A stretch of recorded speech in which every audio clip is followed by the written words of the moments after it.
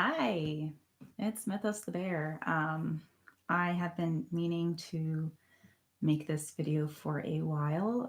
I know some of you were watching my videos when I first moved to South Korea. I went to South Korea at the end of August 2020, and let's just say things really didn't work out.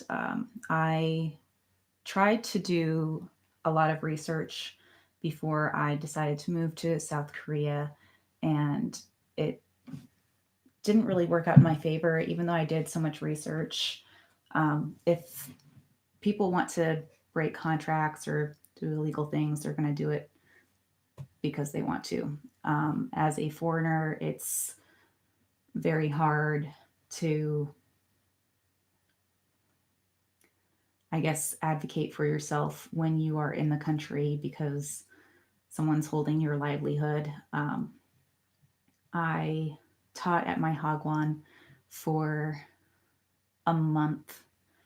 I went to South Korea. I was in quarantine for 2 weeks. I was at my Hagwon for a month after that, and it wasn't a good situation. It wasn't for me. If I sign a contract saying I'm going to do something, that's what I expect to be doing, and I expect the other party to hold up their end of that bargain. So when that didn't happen and they didn't want to provide me documentation or reasonings as to why things were being itemized and deducted from my paycheck, I wasn't okay with that because I know if I let them get away with it, they would just keep doing it. Um, I joined a lot of Facebook groups. You have a lot of legal Facebook groups for people in Korea. You have different Facebook groups for foreigners. You have women in Korea and things like that. And those people in those groups really helped me stand up for myself. And eventually it got so bad at my work, even though I was only there for a month, that I became physically ill and I couldn't work anymore.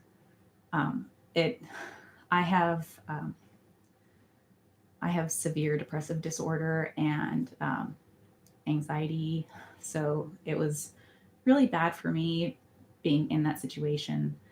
I was out of my element. I had only signed what I thought I was going to be comfortable with, and apparently they thought that there was a lot of unspoken things that could be construed as being in the contract that wasn't. There were specific parts of my contract that they overlooked or said didn't apply to me or my position. So it was just really bad, and they actually refused to pay me. So I was there, I was unhappy, I was being berated, I was being forced to do work that I hadn't signed up for, and I also had no money. So at the beginning of October, I think it was right after Chuseok or another small holiday after Chuseok. I think it was after Chuseok.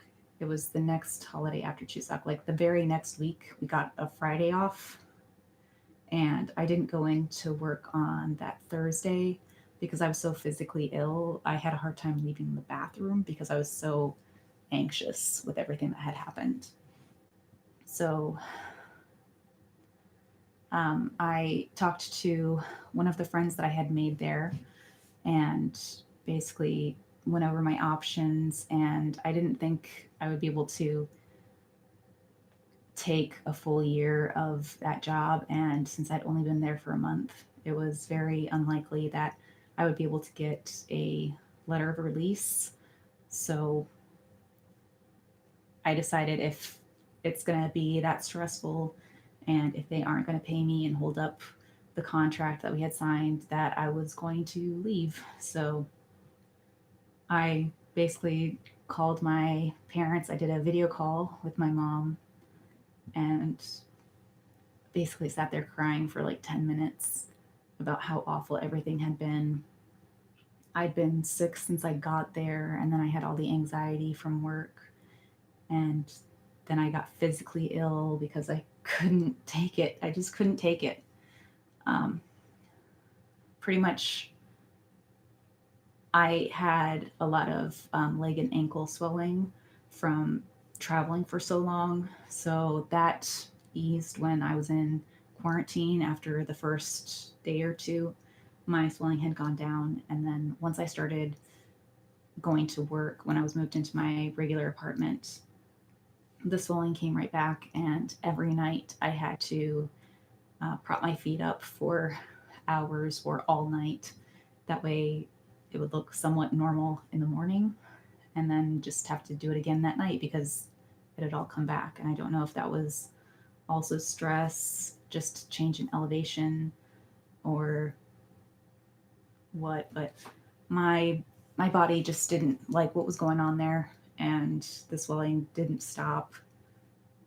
And combine that with everything that was going on, I had talked to my family, I talked to my friend, and decided that night I was going to buy a ticket to go home.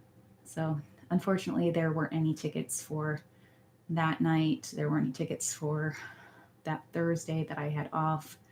So, the first available flight was actually the Friday holiday. So, I booked that one right away and packed up my stuff. My friend came over and I had her take a bunch of stuff over to her place because she was looking for that kind of stuff or had been wanting that kind of stuff. And I couldn't take all the stuff I bought for my apartment with me. I left so much stuff in my apartment. If you watched my apartment video where I did my apartment tour, I had bought so many things because I was planning on being in South Korea for a long time. I wasn't planning on being there for a month and a half. So I had a new I bought a dining set. So I had a chair and I'm sorry, I had a table and two chairs to eat at. And I also bought a sleeper sofa, which is where I usually slept because I had to prop my feet up. And one end you could actually prop up halfway. So I usually slept on that with my feet up so that the swelling would go down. I also bought a new rice cooker and I had a desk and a gaming chair. I bought so many things for that apartment and I had to leave most of it behind. I'm really thankful to my friend Vicky, who was able to take a lot of the important things that I bought. I gave her my Ajima cart and a bunch of food and household items. There was a lot that she couldn't take because she lived on the other side of the city from me. I'm really glad that I made a friend with someone that didn't work at my Hagwon because while the other foreign teachers understood and were on my side, I feel like I complained a lot to them, even though I didn't tell them everything that was happening. Maybe they just thought that I was complaining because I was a new teacher and I wasn't prepared. But like, I've been in some crappy situations, crappy teaching situations specifically because the US is not the greatest when it comes to education either. Um, so I'm glad that I had a teacher that didn't work with me that I could talk to because they had a completely different experience at their Hagwon, which is great. Um, I am I'm really happy that I made friends with her, but um, I did have a bunch of orders that were waiting to come in when I had left. They had been stopped at customs, and I had spoken to a customs agent, and all of the items had been rejected because obviously I wasn't going to be there to receive them, and they couldn't verify my customs code even though it hadn't changed, and I'd only been there for a month receiving items. So there were some items that were listed as being delivered to my apartment after I left, which is physically impossible if they can't get through customs. I did ask her to go back to my apartment and pick up anything else she wanted, and also check to see if any of those packages had been delivered. And she had a run in with my landlord, who I had never met because all my stuff was through my school. So I feel like having her go back to my apartment to check for those things, it wasn't important. And I think that really harmed our friendship. I actually haven't talked to her since. I'm sure she's busy, or she just wasn't comfortable talking to me after everything that happened with my landlord, which that's perfectly okay with. And I just want her to know that I'm sorry that I asked her to go back and look for those packages, because I didn't know that anything like that was going to happen.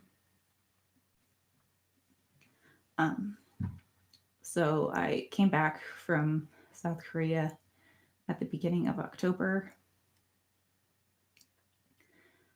and I got picked up by my family, went and stayed with them, visited, and basically been looking for work ever since. And I haven't been able to find anything, which isn't unusual because of COVID. There's a lot of jobs being posted, but not a lot of jobs being filled. And I have a lot of qualifications, so I'm either overqualified or underqualified for everything, which doesn't help. Um,